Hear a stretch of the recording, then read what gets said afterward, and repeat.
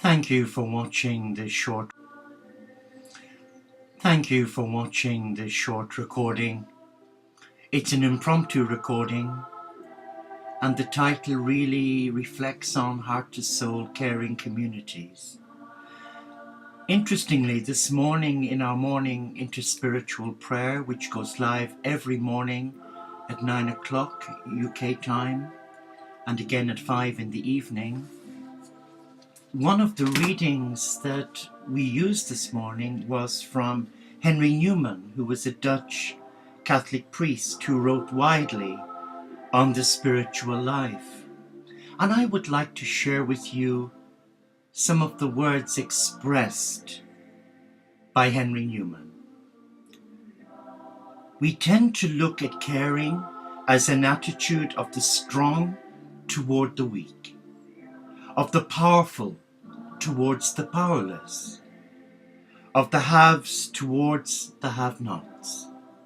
Still, when we honestly ask ourselves which persons in our lives mean the most to us, we often find that it is those who, instead of giving much advice, solutions or cures, have chosen rather to share our pain and touch our wounds with a gentle and tender hand. And Henry Newman goes on to say that the friend who can be silent with us in moments of despair or confusion, who can stay with us in our hour of grief and bereavement, who can tolerate not knowing, not curing, not healing, and face with us the reality of our powerlessness. That is the friend who cares. And what a beautiful quote that was. Yes, the gauntlet has been laid down. And that gauntlet is a gauntlet inspired by love,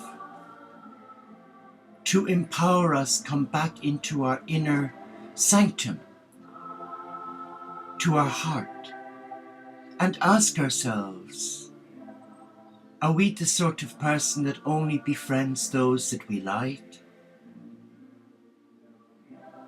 Or are we the true friends, the hands and the feet of a loving God, known by many names, that invites us to embrace those whom God loves, but whom society rejects?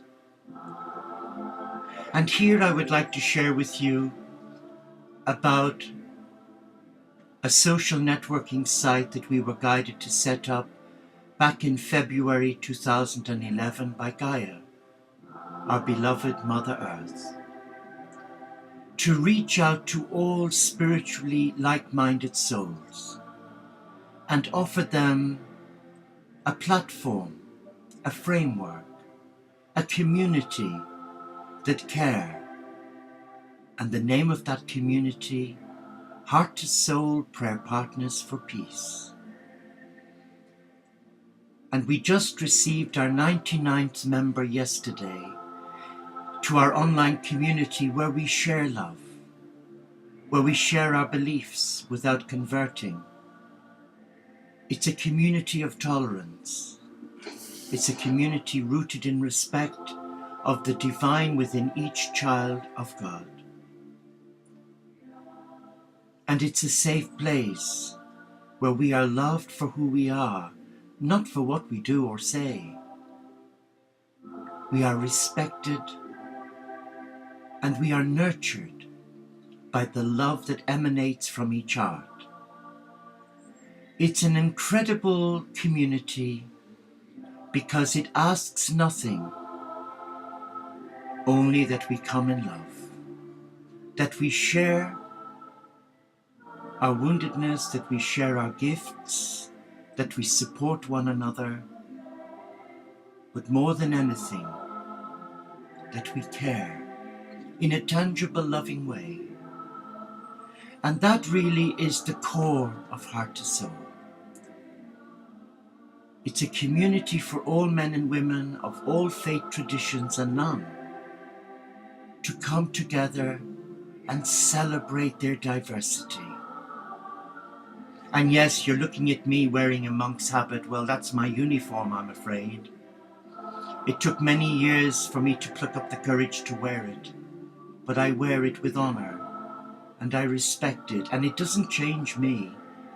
I'm still the Mad Hatter at God's Tea Party, and what you see is what you get. But I am aware that it takes a lot of courage to be the person you are meant to be, and to stop trying to please everybody and anybody, but to embrace who you truly are, and to fall in love with the divine within you, and listen to that inner voice that does not discredit you like others do, that inner voice that empowers you to self-heal and face your greatest fear. Fear, an illusion that has no place in our relationship with the loving supreme God of love. So Heart to Soul Prayer Partners for Peace is that very community that Henry Newman talks about. A community reaching out to you, inviting you, regardless of whether you're of the Abrahamic faith, Jew, Muslim or Christian, whether you're a Hindu or a Sikh, whether you're an atheist or an agnostic. Labels don't count here. Because whether you believe in a loving God or not, this is a personal request from Gaia Mother Earth, who provides for us and who meets us at every level of our being.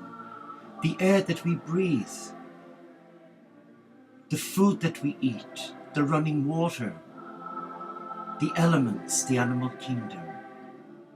This morning I was out walking the three dogs, our three monastic pooches, Clemmy, Winston and Poppy.